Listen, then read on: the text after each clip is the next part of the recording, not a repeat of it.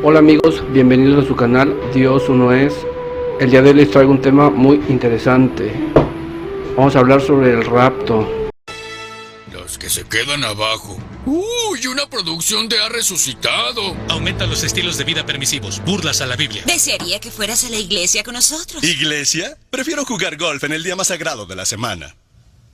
Ay, hasta que veo un personaje como yo, apuesto que le pasan cosas buenas. Pero cielo, con los problemas en el Medio Oriente y otros malos presagios, el día del juicio caerá sobre nosotros. ¿El día del juicio? Tranquila, Helen. Los científicos demostraron que la religión es solo una superstición. Lo siento, pero lo único por lo que rezo es porque tengas piedad con la tarjeta de crédito.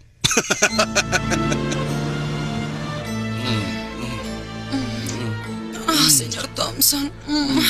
¿Y si su esposa llegara a descubrirlo? Son tiempos modernos. Todo el mundo lo hace. ¿A dónde fue mi conductor cristiano? ¡Mi piadoso esposo desapareció! El bebé que elegí para bautizar desapareció.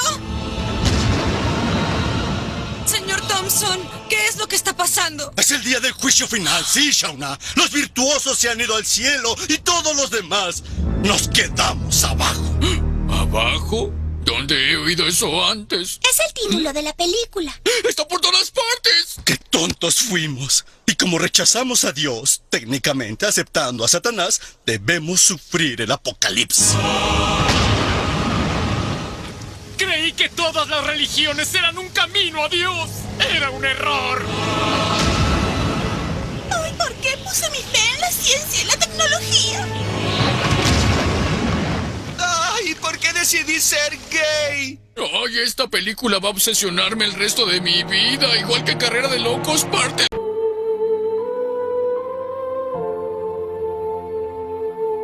¿No?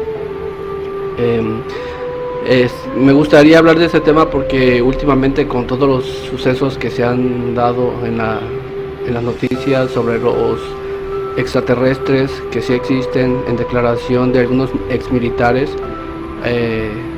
ahí en el Congreso de Estados Unidos, se ha venido como que una paranoia bien grande, ¿no?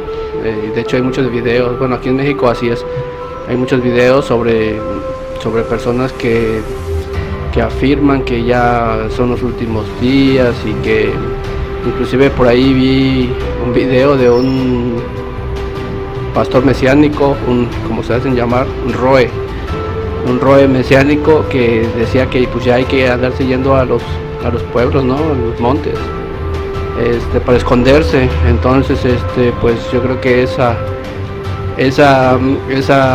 idea de hacer eso o de incitar a hacer eso es como pues, de alguien que no sabe, porque pues realmente lo que se dice del rapto es que las personas, bueno, el cristianismo afirma que las personas que obviamente crean en Jesús y eso se van a ir al cielo, ¿no? O sea, van a ser raptados antes de la tribulación. Eso es lo que dice el Nuevo Testamento, perdón, en el libro de Apocalipsis. Estos datos se los traigo como meros datos como pedagógicos, no les estoy hablando desde el punto de vista de la doctrina, porque pues yo no me considero cristiano, pero conozco un poco sobre el cristianismo. Pero sí es interesante ver todos estos puntos porque malinforman a la gente y la hacen caer en paranoia. Entonces ahorita con este evento, pues muchos pastores, lo más seguro es que vayan a hacer como que su agosto, ¿no? Pidiendo dinero a las personas para que les den dinero y asustándolas y eso. Porque como ya va a venir Jesús supuestamente, pues si no dan su diezmo, pues se van a ir al infierno. Entonces ahorita van a hacer su agosto, los falsos ministros, los falsos esos. Entonces es muy importante que la gente tenga conocimiento sobre lo siguiente. Voy a explicarles qué es lo que dice el rapto desde el punto de vista. Aquí dice del Concilio General de las Asambleas de Dios. Ese es el punto de vista de lo que es el rapto, ¿no? Se los voy a leer esta declaración. Muy bien, entonces Después de eso voy a explicarles más o menos lo que significa la bestia, ¿no? Y posteriormente vamos a leer algunos hadices del Islam. Entonces, bueno, vamos a ver qué dice primero la declaración que hace el Concilio General de la Asamblea de Dios. El arrebatamiento de la Iglesia.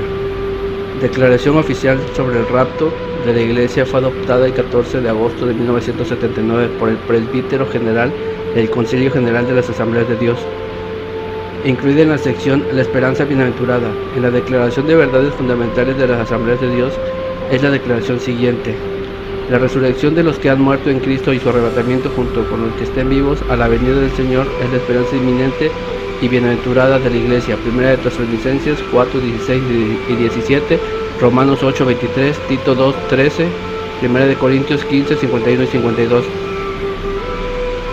Jesús enseñó que Él regresaría. Jesús enseñó que Él regresaría a la tierra. Cuidadosamente advirtió a sus discípulos que necesitaban estar constantemente preparados para esto. Mateo 24, 42 al 51, 25 del 1 al 13, Marcos 13, 37, Lucas 12, 37. Ellos entendieron que la era actual terminará con su venida. Mateo 24, 3. La garantía que su venida era una de las verdades con las que Él consoló a sus seguidores antes de su muerte. Juan 14, 2 al 3. En el momento de la ascensión de Cristo, dos ángeles vinieron del grupo de discípulos que estaban reunidos para repetir la promesa de que Él regresaría. Ellos declararon que Él vendría de la misma manera que se había ido. Hechos 1:11. Claramente esto significa que su segunda venida será literal, física y visible. Las epístolas que enseñan que Jesús regresará. Las epístolas del Nuevo Testamento se refieren frecuentemente a la segunda venida, y a través de los pasajes de las Escrituras que tratan de este tema recurre la idea de la inminencia, aunque habrá un periodo de tiempo entre la primera y la segunda venida. Lucas 19:11. Todas las enseñanzas acerca del regreso del Señor enfatizan que acontecerá repentinamente y sin previo aviso, que los creyentes deben de estar siempre en un estado de preparación continua. Filipenses 4, capítulo 5. Hebreos 10:37, Santiago 5, del 8 al 9, Apocalipsis 22:10. Los creyentes en los primeros días de la iglesia vivían en un estado de expectación. Primera de Corintios 1:7, Primera de Tesalonicenses 1:9 y 10. Cuando Pablo usa la forma nosotros en Primera de Corintios 15:51 y Tesalonicenses 4:17, muestra que él tenía la esperanza de que todavía estaría vivo cuando Jesús regresara. El rapto de los creyentes. Una comparación de los pasajes de las Escrituras relacionados con la segunda venida muestra que algunos hablan de un acontecimiento visible a toda la humanidad que implica el juicio de los pecadores. Otros describen la venida conocida solo por los creyentes, que resulta en su redención de la tierra. La segunda es conocida por los evangélicos como el rapto o el arrebatamiento.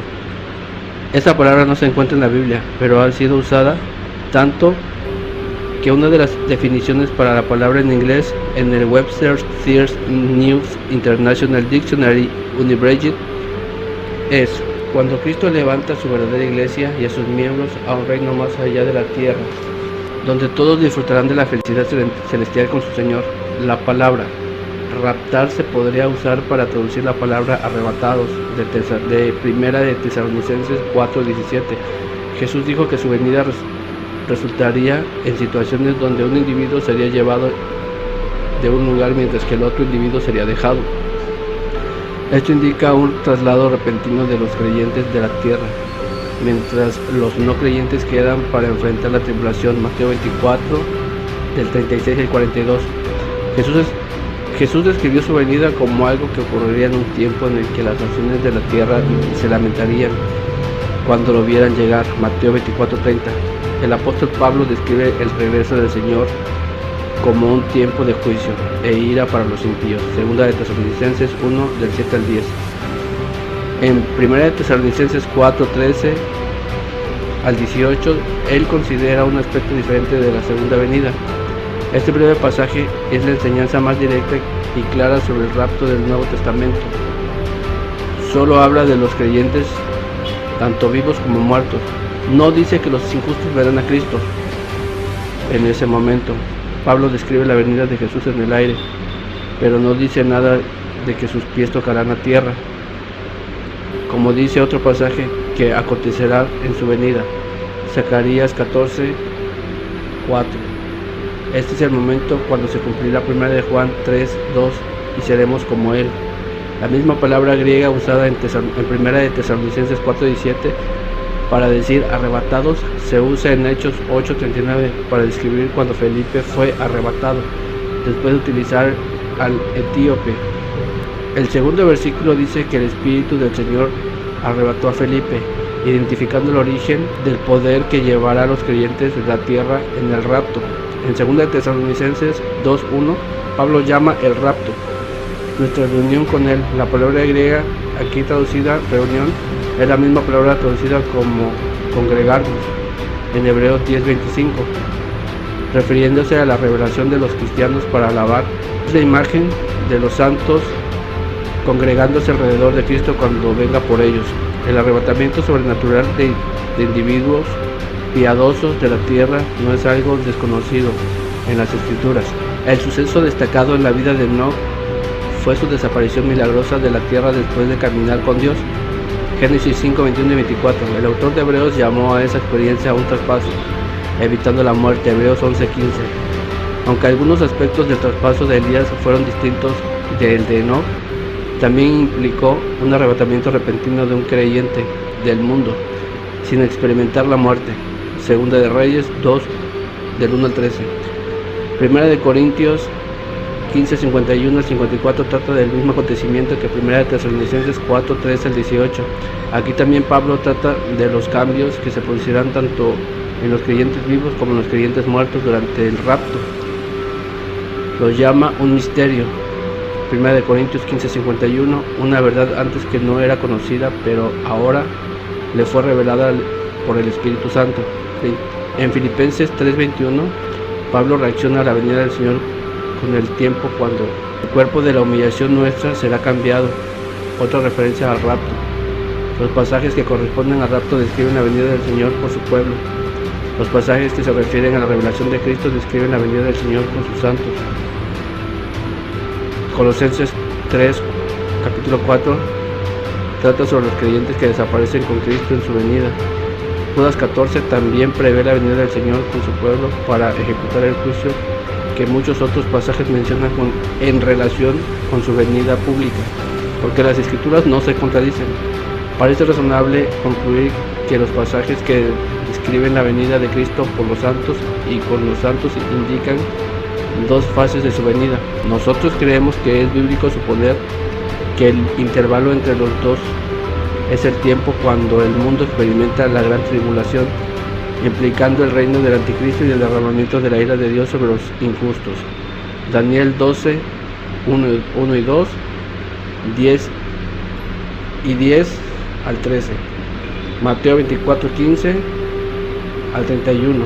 Segunda de Tesalonicenses 2, los creyentes y la gran tribulación. Aunque el pueblo de Dios quizás sufra muchas aflicciones antes de la venida del Señor, la iglesia será raptada antes del periodo llamado la gran tribulación. En segunda de Tesalonicenses 2, Pablo indica que ciertas cosas tienen que acontecer antes de que el día del Señor, que es parte de la gran tribulación, pueda empezar. Un individuo llamado el hombre de pecado, anticristo, aparecerá.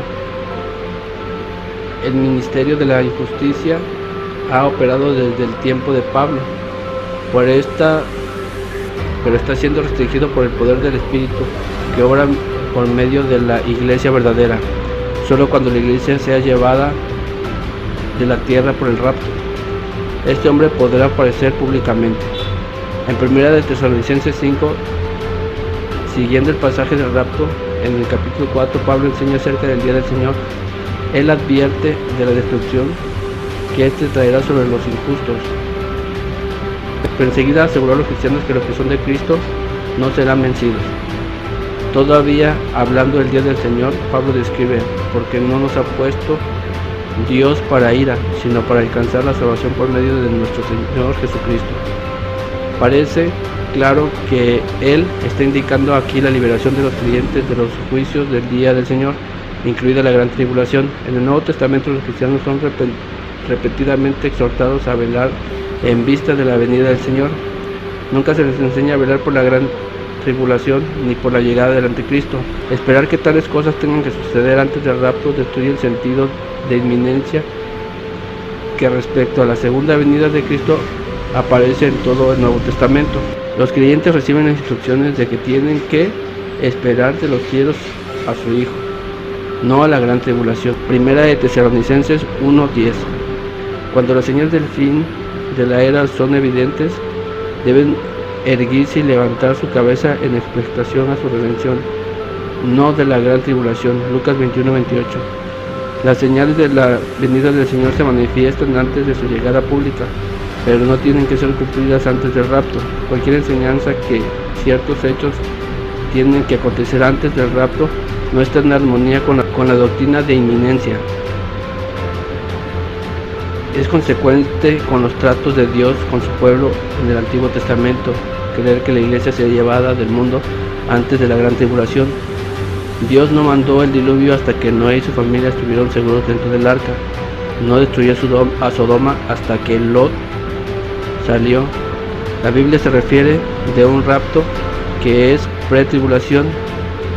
En todas las enseñanzas de la segunda venida en el Nuevo Testamento, la inminencia se enfatiza.